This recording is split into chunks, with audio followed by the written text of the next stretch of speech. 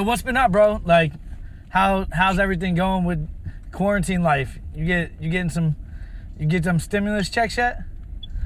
I did not get one yet. I unfortunately had to do the unemployment route for a month or two.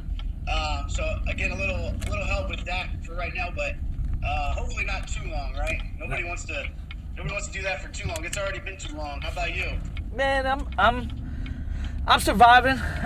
We've been trying to figure out ways to really adapt to, all the changes that are going along with changing life to either virtual conversation, virtual buying, and just like thinking about what changes are going to happen after this. I think there's going to be some moves in the market, some different players that were here before this occurred that might not be here afterwards. So just trying to adapt what we already have and trying to move it into a way that we can, grow on the back end of this thing. So it's a lot of time consuming and planning, but, it is what it is.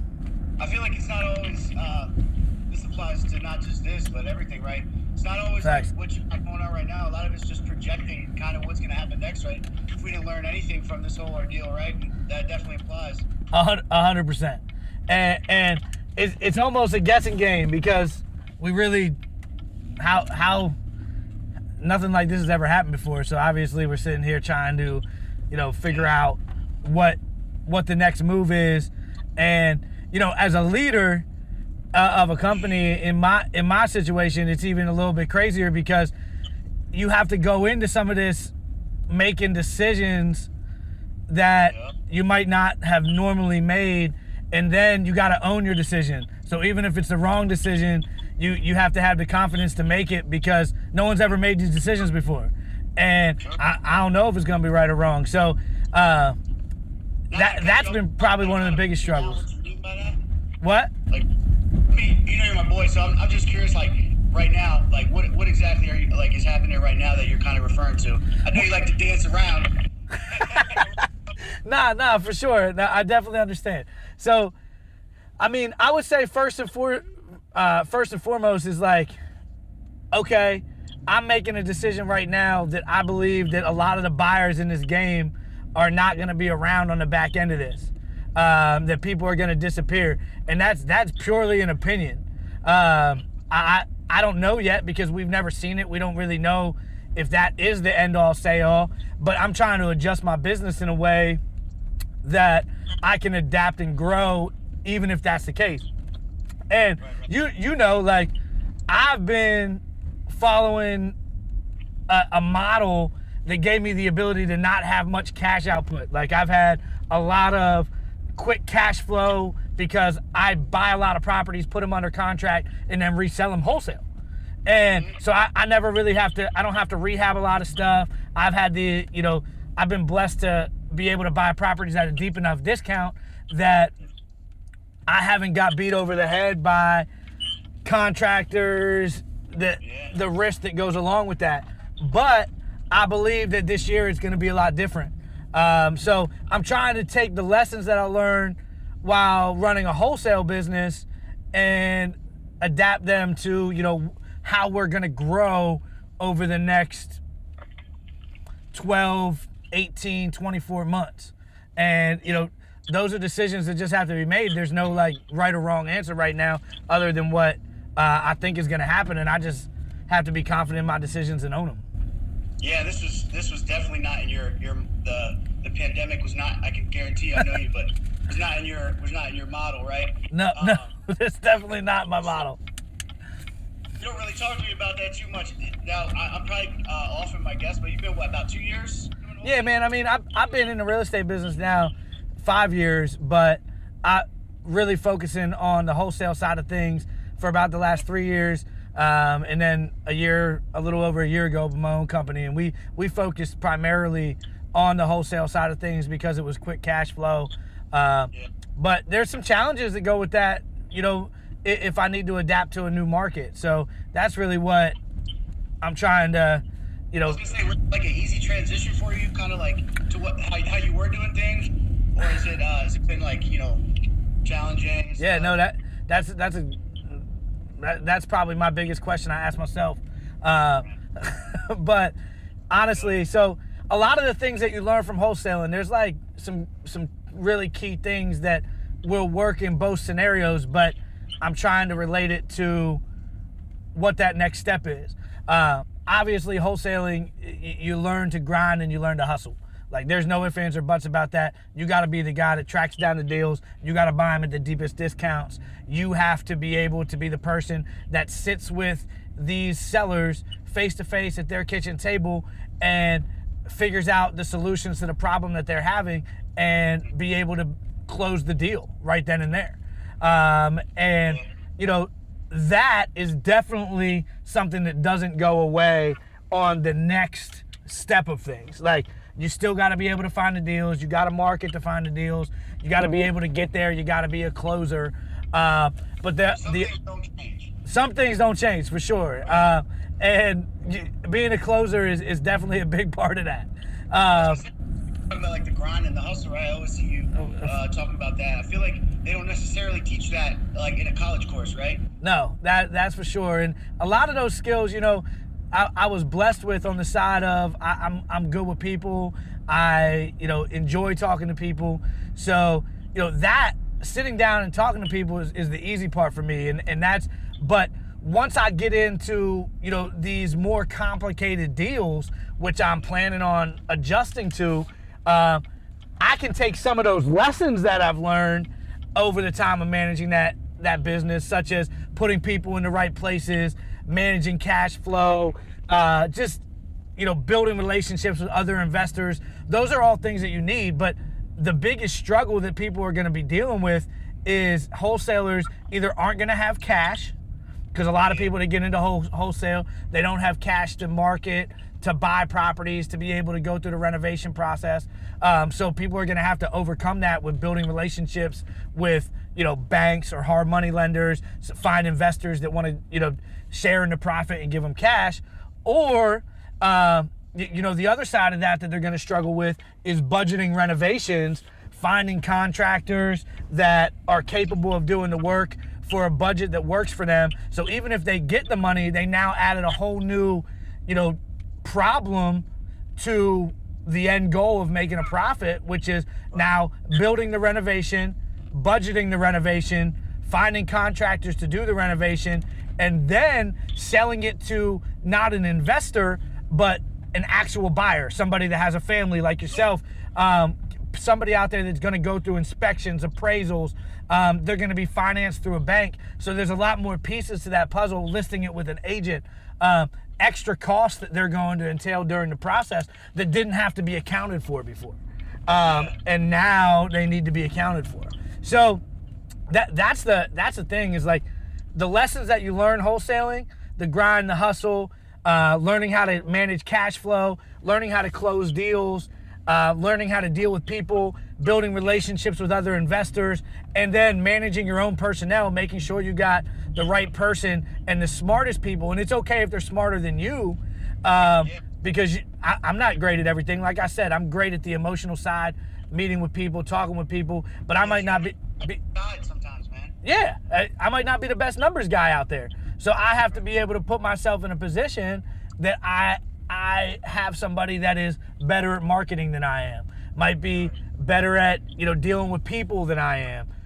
Well, I would be the people person, the acquisition person in our company, but they might be better at, you know, breaking down working with contractors and budgeting renovations, and all that stuff is really tools that, yeah, I need to learn, but you also need to put people in the right places. So, you know, I'm trying to use all that information I got from the wholesale side of things and run it into, you know, multiple outlets.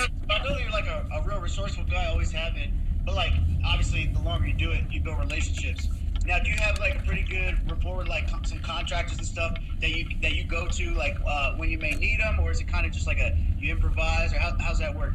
Yeah, well, that's honestly, over the time that I've been in it, we as a company do some renovations, not as many, but I have about 15 subcontractors that I've worked with in different, you know, at an arm's length or some in depth.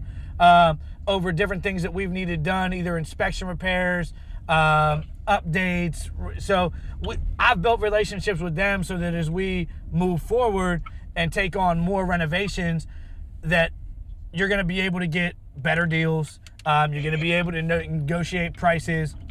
There's going to be times where somebody hits you with a number and that your budget's tight on that deal. So you're going to need them to be a little bit more flexible, but maybe you're a little bit more flexible on a deal that you have more room on. Building those relationships with them and letting them know and being honest with them and, building that rapport is definitely clutch. So yeah, I've had to build plenty of relationships with contractors, even with just the small renovations, the reply to inspections, and the different things that we have to do already. Yeah, digging, man. That's what's up. It's almost like everybody. Things are open or things are not open, right? It's almost like it doesn't really affect us, and in particular you. It's just a different set of challenges, right? Yeah, I mean, obviously. Pick up with something to attack. I was just joking with my boy the other day about having a honey badger mentality after I watched LaShawn McCoy and Teron Matthew, LSU boy, all day, talk about why he was nicknamed the honey badger. And the honey badger mentality is just something crazy because it literally is the best mentality for sales and perseverance. And being competitive in the game, in any game, no matter what you do, if you have like the honey badger mentality of they attack stuff that's twice as big as them, bro. They compartmentalize fear, and they're just like, all right, is the risk worth the reward? And most of the time in their game it is. They have incredibly tough skin. They get struck by cobras, straight animal, and they crush it, dog. They have no fear in the sense of their goal every day is to go hunt. And no matter how big of an obstacle, no matter what predator is in the way, no matter what, is in front of them, they have resilience to persevere. And then on top of that, I don't know if you know anything about them, but they dig. They got crazy claws. They be digging and in business, sometimes it's not about what you see on the surface. In life, it's not about what you see on the surface, but you gotta dig deep.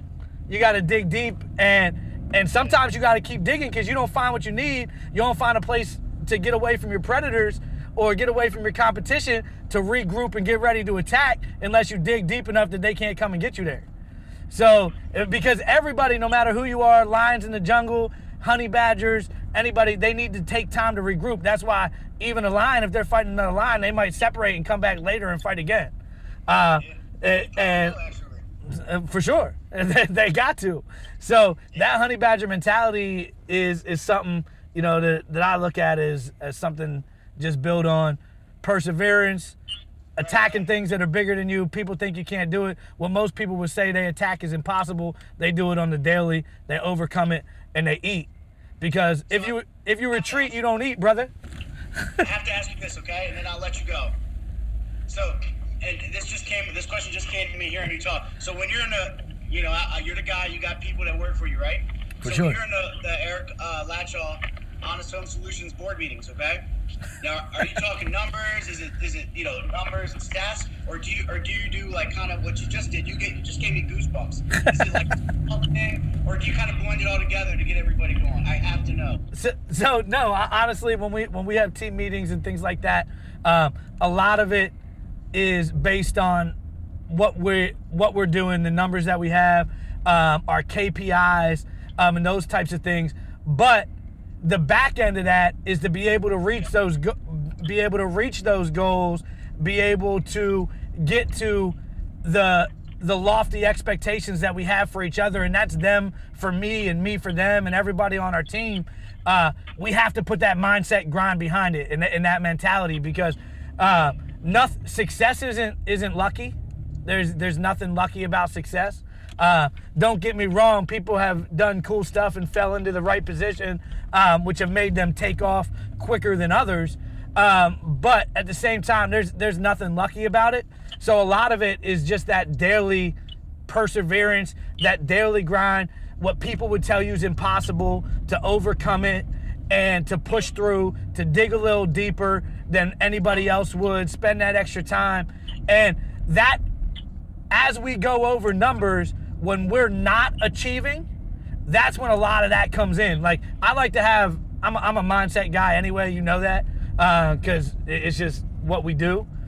And, but when it's those numbers that we're looking at, when you're not quite reaching those goals, it goes back to, if your systems and processes are wrong, then you got to adjust your systems and processes. That doesn't have anything to do with mindset. That has to do with, what you've built not being the most efficient process or system that you've put in place, and you can't win if you don't have the right systems and processes in place.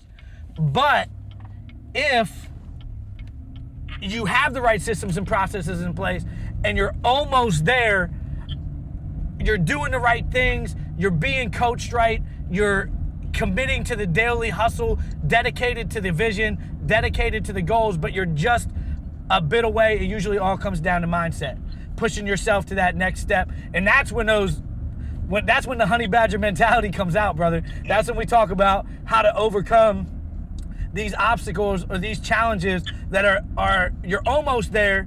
You see the meal, you hunt the meal, you're sitting there, and now you gotta eat. Now you gotta eat, brother. And you gotta go get it.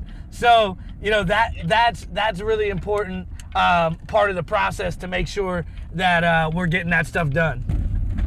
Well, it's like it's not a sin to get knocked down. It's a sin not to get back up. That's for sure. That is 100% the basis of how we do things. And that's one thing, and that does come down to mindset, And sometimes you're battling, it's you versus you, right? You think it's all these other factors, but really it's if you're honest with yourself, it's you versus you. You either win or you learn. That's for sure. And you got to put yourself in a position to learn.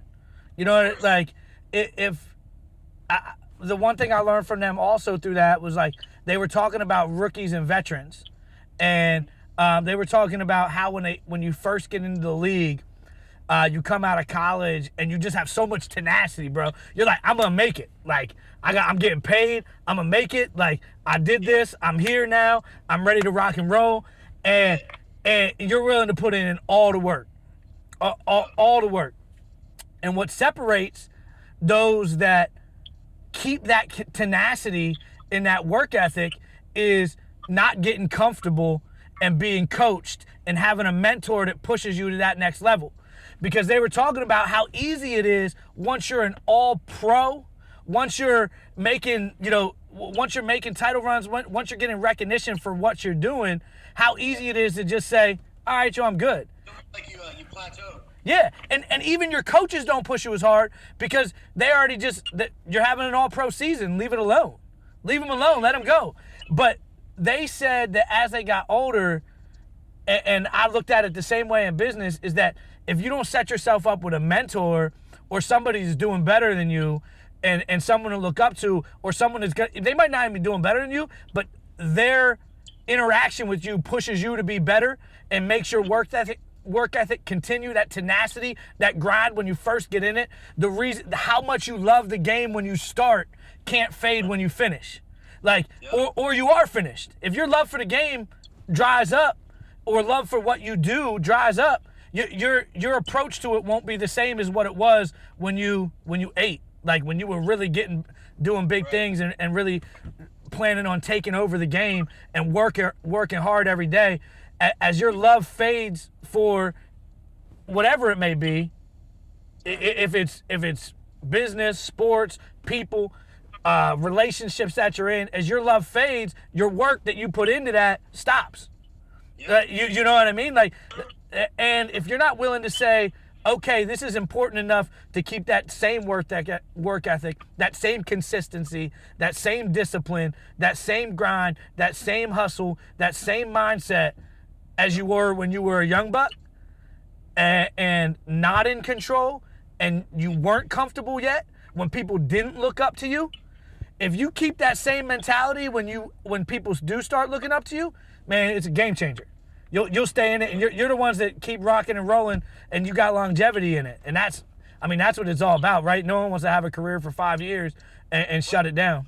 You have kids, right? I mean, it's you kind of don't look at.